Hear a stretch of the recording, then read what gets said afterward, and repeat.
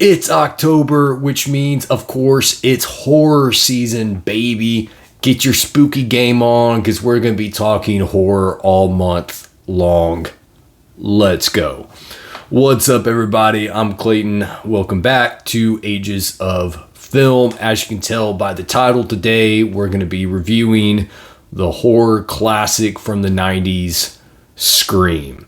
Directed by the legend, Wes Craven. R.I.P. Shout out the GOAT, son. Let's go. Super excited for this review. It's October. I'm a horror fan, so horror's kind of, that's my favorite genre. That's what I kind of started out doing when I started my channel. So yeah, always a good time to be a horror fan in October. And I don't think I've done a lot of Scream content on my channel. I know a while back I did a live stream ranking of all the Scream movies along with Eric from the Bearded Entertainment. That was a lot of fun, but I haven't actually gone in and reviewed the movies. So as I was thinking about what horror movie do I want to start off with on my channel, I thought, why not do a review of Scream? It'd be a good way to start off horror month. So here we go. Talking Scream today. It stars Neve Campbell, Skeet Ulrich, Matthew Lillard, David Arquette, Courtney Cox, and Drew Barrymore. We're going to break it down. I'm going to give my thoughts, opinion, and overall rating of this movie. Just as a reminder, guys, this is just my opinion on this movie. There's no need to be upset or offended by anything that I have to say. It's just my opinion. And opinions are like assholes. Everybody's got one. So feel free to leave your opinion in the comment section. All I ask that you be respectful about it. That being said, let's get into talking Scream, baby. Released in 1996. So the first time I saw this movie, I'm trying to think when it was. It would have been sometime in the 2000s for me. Probably around 2009-ish, 2010. The reason for that was because growing up, I wasn't a big horror fan. I didn't become like a big horror fan until I was in college. So growing up, I wasn't exposed to a lot of horror movies. It was pretty much Halloween, Jaws, and like the old Universal monster movies, and a couple spread out here and there. But yeah, I didn't watch a lot of horror movies growing up. So I didn't come to Scream for the first time until probably around 2009. Loved it when I saw it. I thought it was really cool and a really good movie. But I didn't come to it until I was actually, I think, probably the perfect age to see this movie for the first time, because I was about the age that these characters are in the movie when I saw this movie the first time. I was a teenager, so I would have been in high school around the time, and I was perfect prime age for the characters in this movie. So it was a lot of fun. And then ever since then, I've seen this movie a dozen times since, and watched it again for this review, and still love it. It's one of my favorite horror movies of all time. It's a classic as far as I'm concerned, and it holds up very, very well. So getting into some of the positives here with this original Scream. First off, let's talk about the story. The story here is kind of following the main character, final girl, Sydney Prescott, who's an incredible final girl. I'll get to her later on when we talk about the characters, but follows Sydney's story, and it takes place a year after Sydney's mother had been raped and murdered by this serial killer, by the psychopath. I don't know if he was a serial killer yet at the time, because technically you have to have murdered more than one person to be considered a serial killer. So I don't know at the time that he killed Sydney's mother. I don't know that he had killed anyone prior to that. So I don't think he was a serial killer yet. But Sydney's mom was raped and murdered, and this story in Scream picks up 1 year after that event, and it's a whodunit. It's a whodunit serial killer slasher movie from the 90s, mid 90s, and it's just a lot of fun. You know, it's not a movie that's like really deep. You know, it doesn't have anything to say necessarily, you know, philosophically, morally. There's not really a moral to the story here. Wes Craven and the writer, who I'm John Blake on his name right now, they're just trying to make a fun slasher 90s movie. So you can't analyze this movie like really deep or philosophically, because there's not like a lot there, but it's still a very well-written story and a well-written script, because it's a coherent story. It's a story that makes sense. You can follow it along all the way through, get from point A to point B in the script coherently. You're not having to ask questions all the way through like, wait a minute, why did that happen? Or how did that happen? You know, like, it's a coherent script. It's tight. It gets in and out like a robber. It doesn't doesn't lag. There's not a lot of filler in the movie. You know, it does its thing, and it gives you a good time all the way through. So it is a good story in that regard, and a good script. It's well written in that regard. I also, one other thing to point out real quick with the story is, this is a movie that really kind of saved the slasher genre and the horror genre, because you did have some good horror movies in the early 90s. I know a lot of people just kind of kicked the early 90s horrors aside, like, there wasn't really anything good in the early 90s, but there were. I mean, Silence of the Lambs, this is one of the greatest horror movies of all time. You had Candyman, like 92, which is another banger. You had The Crow in 94, which some would argue isn't really a horror movie. I personally argue and think that it is. But nonetheless, there weren't as many of the iconic great horror slasher movies coming out in the 90s like you had in the 80s. So Scream comes out and really just kind of revives that genre and saves it. So kudos to Kevin Williamson. Yeah, that's the writer's name. Him and Wes Craven collaborate, put their minds together, their brilliant minds together, and just make a really banger movie. So yeah, that was the other thing with the story is how it's structured and how it's told. Really well done. Also, the dialogue here is really well written by Kevin Williamson.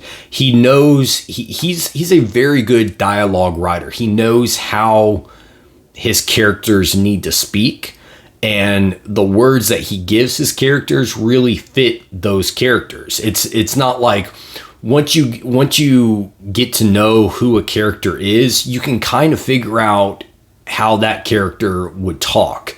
And a lot of times in movies, you'll get to know the character, and then he'll say something later on in the movie, and you're like, I don't know that character would say that. I don't buy that. That would be that character's reaction, or that he would say that line of dialogue or whatever. Kevin Williamson is very good at writing dialogue. Like, all his dialogue in this movie feels very much in place for these characters. And it's also not like super elementary dialogue. Like, it's very much, it fits the characters. Teenage high school characters would talk this way and did talk this way in the mid 90s. I know, I was around in the mid 90s. Teenagers, high schoolers talk this way. And so it really fit the characters. It fit the settings. It's very much of its time. You look at the characters in this movie and how they're dressed, how they look, the vibe of this movie, the soundtrack, the the costumes, everything about this movie. It's very much of its time, a 90s movie. And that's one reason I love it. I coming up in the 90s, a lot of my music taste is 90s rock. So, I am a fan of that era. And that's another thing that I love about this movie is just the tone, the atmosphere, the vibe, the setting of this movie is very much up my alley. And as far as the time that it's the time that it's set in, the soundtrack, all that stuff is stuff that I really enjoyed. The score, I think, is really good. People don't really talk that much about the score in Scream, but I actually think it's a really good score. It's not going to be as iconic or as recognizable as Halloween's score or Jaws' score. I don't think it's quite as good as like Nightmare on Elm Street score, but it's still a really good score and one that really works in this film. It generates the emotion out of you that the film is trying to get you to feel. It adds layers of anticipation. It adds layers of, tension to the film that the film is looking to have there. So it's an effective score. It's a score that works and fits the movie that it's in. So I do like the score in this film, and I think they did a good job with that.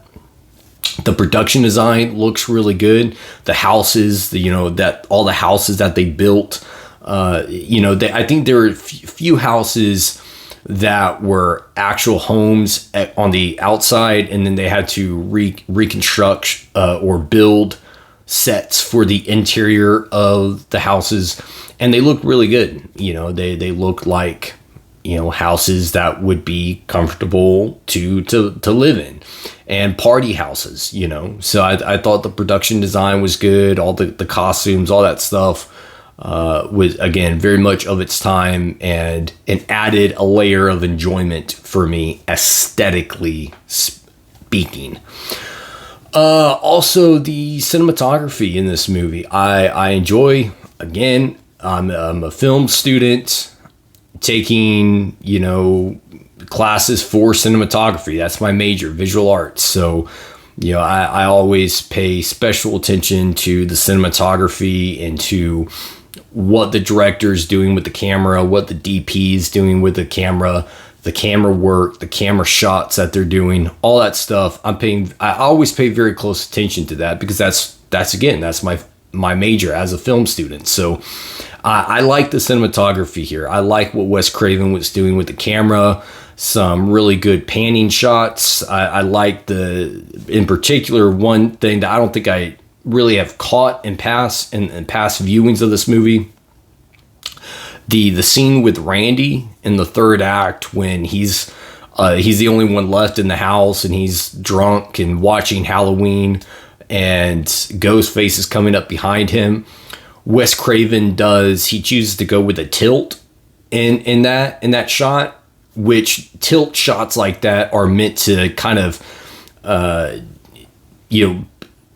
give you a feeling of offsetting. It's supposed to kind of make you feel a little uncomfortable or disorient you a little bit. And Randy being drunk in that scene it fits that feeling that you would have looking at a tilt shot like that. So it's things like that throughout the movie with the cinematography that I thought was really cool, and I appreciate how Wes Craven chose his shot selection in this movie with the camera. Those tilt shots, he did some really good panning shots, some tracking shots as well throughout the house and even the school that looked pretty good. So I did like the cinematography in this movie as well. And I don't think that really gets talked about or gets the credit that it deserves with this film either. Also, the effects work looked really good. Obviously, some of the makeup and the blood and stuff on the victims looked pretty good.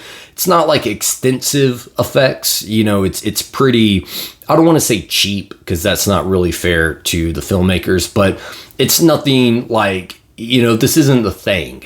You know, this isn't visual effects that are just going to revolutionize the the visual effects framework moving forward. But it for what they are, I do think that they were done well and they looked good in this movie as well.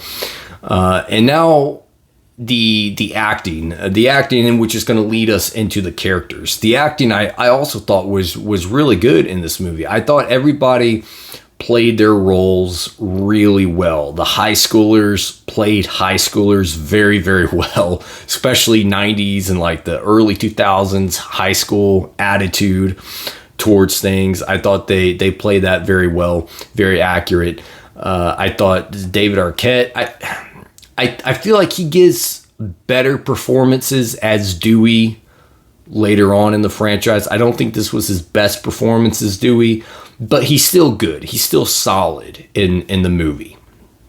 And everyone else is good. I thought Courtney Cox does a really good job. Maybe her best performance as Gail in the film. Obviously, Neve Campbell as Sidney Prescott does a great job. She gives a great performance here. Even her other friends, Tatum, Randy, all the other actors here do a really good job in their performances. I thought the people that played the law enforcement, even the principal, you know, everyone in this movie, like there weren't any performances that felt out of place or over the top or under-delivered. Everyone was hitting their notes really well. And that's also a sign of really good directing by Wes Craven, directing his actors that way. So kudos to Wes there as well. Now getting into the characters. Love me some Sidney Prescott. Sidney is, depending on the day, arguably my favorite final girl. Depending on the day you ask me, if you're asking me right now, today, I would say Sydney is my favorite final girl. She's a fighter, man. She's a natural born fighter. Even in her first encounter with Ghostface, when he's in her house going after her the first time, he like knocks her down, and the very first thing she does is throwing a little leg trip in there, taking him to the ground. I'm like, that's badass. That's awesome that she did that. Her first instinct wasn't to run. It was to take the fight to him with that little Russian leg sweep there. You threw in. I love it. I love Sydney. I think she's a very well written character, very well acted by Neve Campbell. She brings a lot of energy to that character, a lot of charisma, a lot of charm, also a lot of emotion. Like, you feel for Sydney in this movie. You really do. Having lost her mom, not just having lost her mom, but having lost her mom in the way that she lost her, you sympathize with that. Like, that's an emotional layer to the character that makes you connect with her, makes you feel for her. You also see how much she's struggling with it, but also how much she's trying to fight to let that go. And you admire her. You know, I admire her for it, and admire her for her integrity and her willing to take the fight to the bad guy, not just scream and run off. But she's a fighter, man. She's a fighter. She's smart. She's not making dumb decisions throughout the movie along the way, like so many other slasher characters in other slasher movies do. Not Sydney, man. Sydney's smart. She's a fighter. She's tough, but she can also be very gentle and very kind and sweet. And again, you are sympathetic towards her as a viewer. So she's a great character, man. She really is. And like I said, she's probably my favorite final girl. If I had to pick one, it would probably be Sydney. And I love her character journey in this movie as well.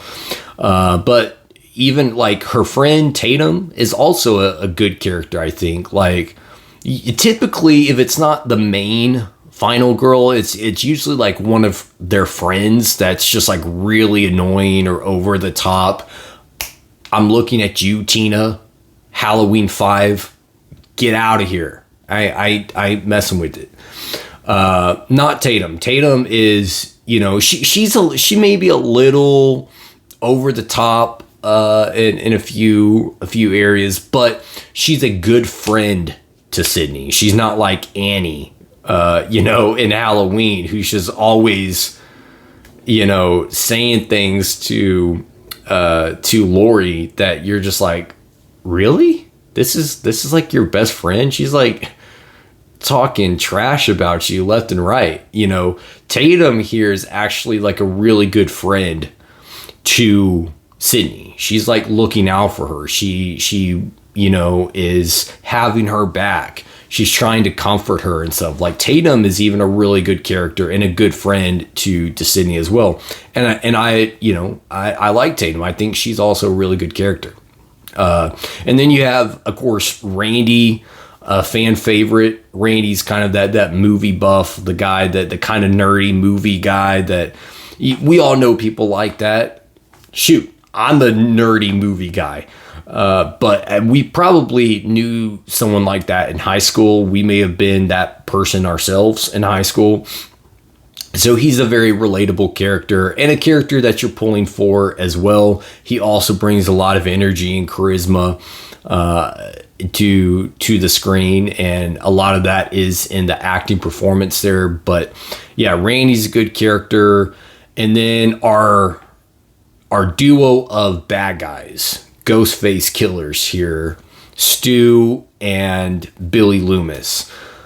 My favorite duo of Ghostface killers, it must be said. My favorite Ghostface killer is still Billy Loomis. I just think he's the best. He, to me, is the darkest. He's got the darkest side to him, in my opinion.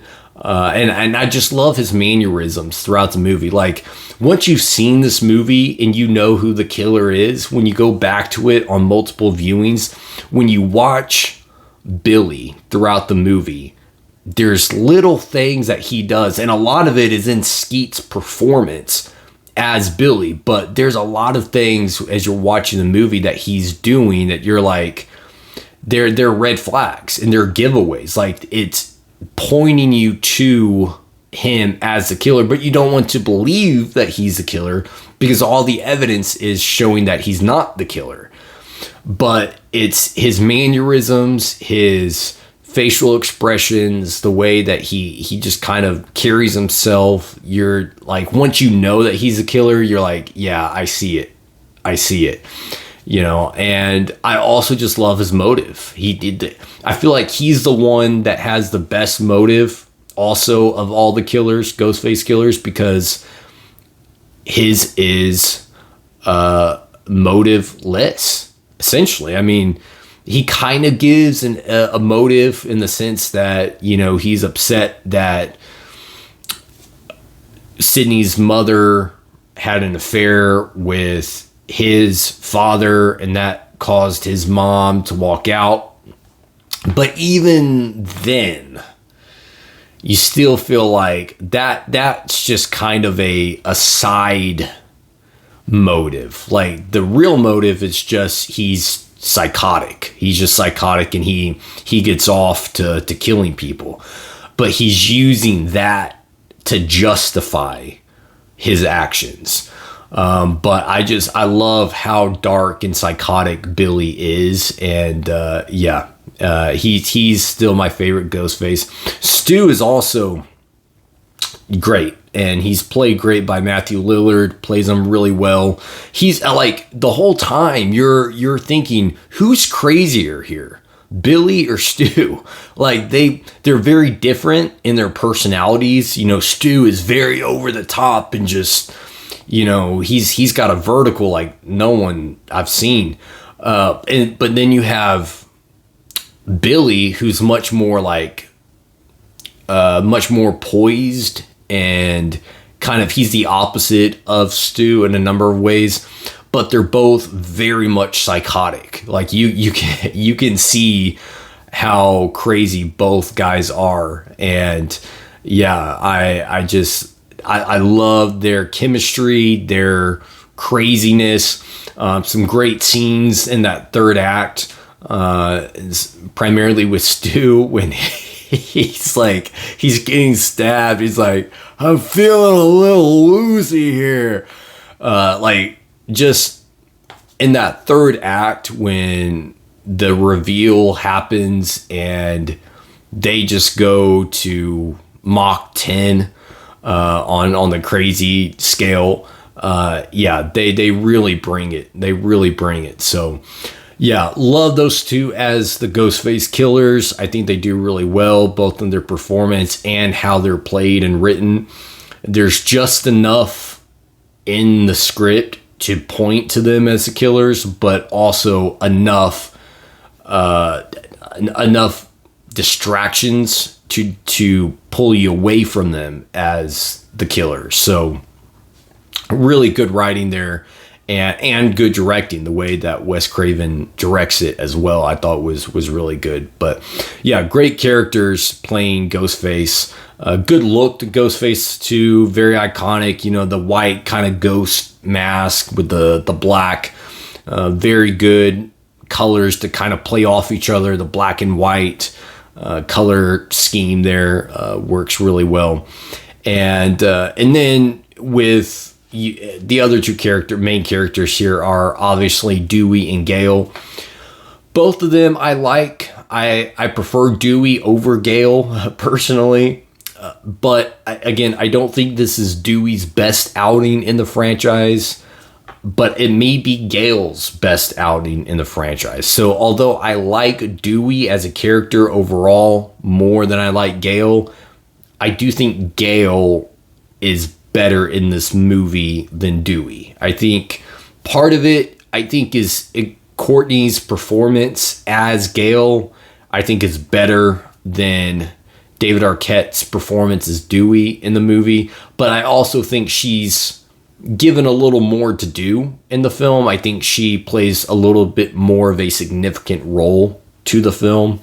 So I think she's a little better in this first Scream movie than Dewey is, but I like Dewey better as a character. But they're both really good characters, and they both get arcs throughout the series. I think they had good chemistry together, and Gale is kind of, she has a good arc in this first movie. She starts off really just trashy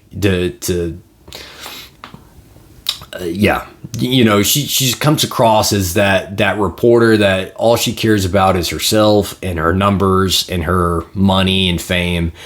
But along the way, she grows a heart, and she actually, by the end, ends up saving Sydney's life.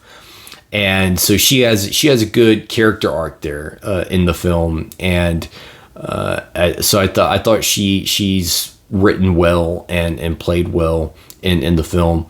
And Dewey's good in the movie. He's solid. He's not a wasted character. He does serve a purpose, but I just think there's movies later on in the franchise where he's used better and where he gives a better performance as Dewey as well. So yeah, those are all my positives with Scream.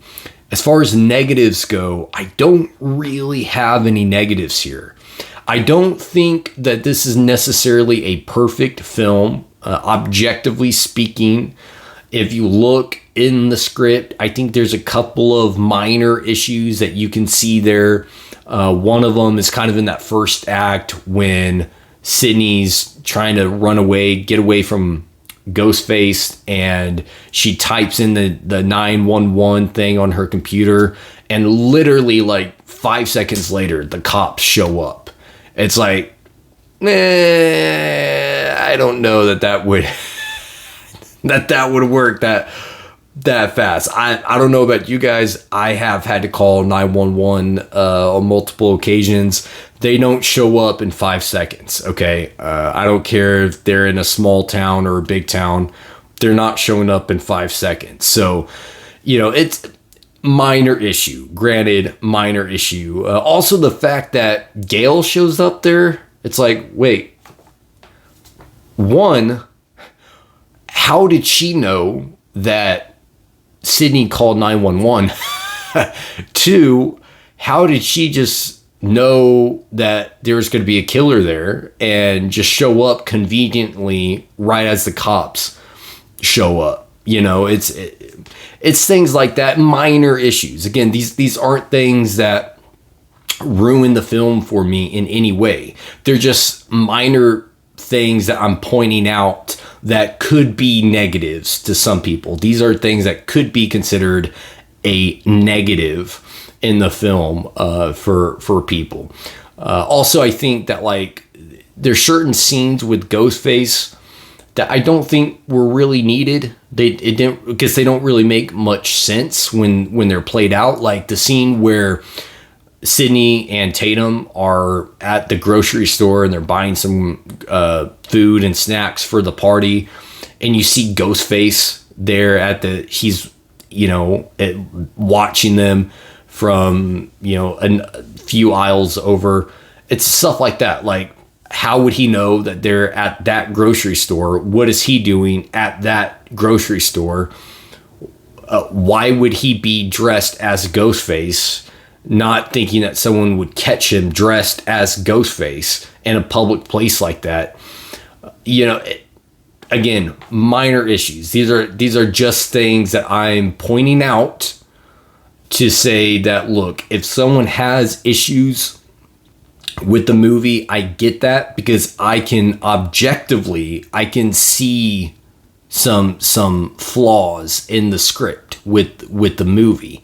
It's not a perfect film, objectively speaking. I don't really think any movie is objectively a perfect film, but it's not about the objective, perfect standard of a movie. It's about the experience. That's what film is ultimately about, is the experience that you have with the movie. What does it do for you personally? And for me, this is still a perfect film. The flaws that I brought up are forgivable flaws. They're very minor, and they're issues that I can easily overlook and not hold it against the movie because they don't bother me. They don't negatively affect my viewing experience. So I still have so much fun and enjoyment with this movie that the few minor script issues are forgivable issues for me. So that being said, my overall rating for the first original Scream from 1996 is obviously, probably figure out what it is, 5-star rating for me. A perfect movie. Subjectively speaking, this is a perfect film because it gives me a perfect viewing experience. It's a lot of fun, super rewatchable, still holds up really well. It's got an emotional touch to it, both with the moments of humor, the moments of horror, the moments of sympathy you feel towards the characters. And I do think it is still a very well-made movie. So those are kind of my criteria for rating movies. So yeah, there you go. 5-star film, Scream, 1996. One of my favorite horror movies of all time. Subjectively, it's perfect, but what about you? Let me know your thoughts of Scream 1996 in the comment section. Is this your favorite of the franchise? Who's your favorite Ghostface killer?